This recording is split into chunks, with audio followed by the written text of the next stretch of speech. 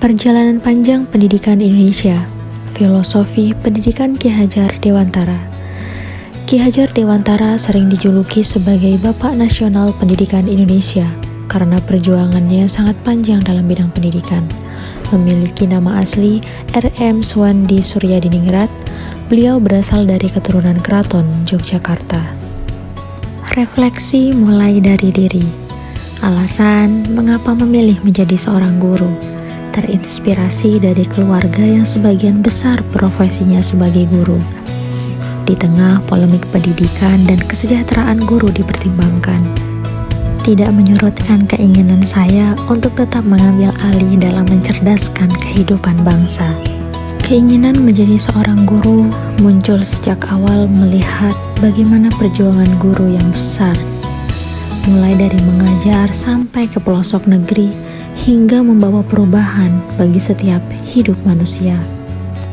Hingga muncul panggilan jiwa yang besar untuk tetap mengambil alih dalam porsi mencerdaskan kehidupan bangsa. Tahukah kita tentang pendidikan sebelum kemerdekaan? Pendidikan Indonesia sebelum kemerdekaan telah ada pada zaman Belanda menduduki Indonesia. Belanda mendirikan sekolah dengan tujuan meningkatkan taraf hidup manusia atau pribumi pada saat itu dan untuk dijadikan sebagai tenaga kerja yang profesional. Pada tahun 1858, beberapa bupati menginisiasi pembentukan sekolah Kabupaten Bumiputra. Rakyat hanya diajarkan membaca, menulis, dan berhitung seperlunya, serta mendidik orang-orang yang akan dijadikan pembantu. Pada tahun 1920, lahirlah cita-cita baru untuk pendidikan radikal dalam pendidikan dan pengajarannya. Dan pada tahun 1922, lahirlah Taman Siswa Yogyakarta yang didirikan oleh Ki Hajar Dewantara. Pendidikan Indonesia setelah kemerdekaan. Yang pertama, sekolah sudah mulai banyak. Dua, pergantian kurikulum kerap kali terjadi sesuai dengan perkembangan zaman.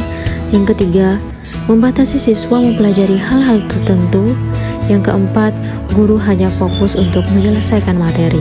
Seiring dengan perkembangan zaman saat ini, berbagai aspek dapat dipengaruhi, salah satunya pendidikan.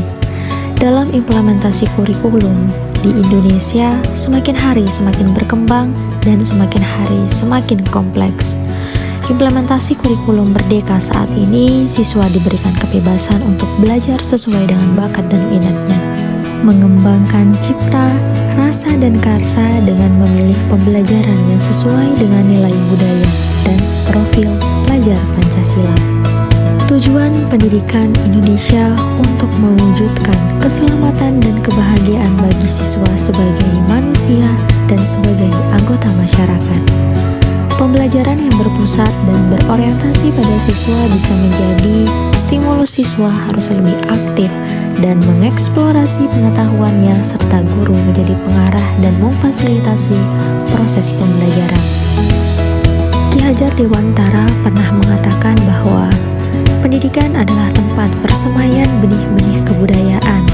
Dengan demikian, pendidikan dan kebudayaan merupakan satu kesatuan yang utuh.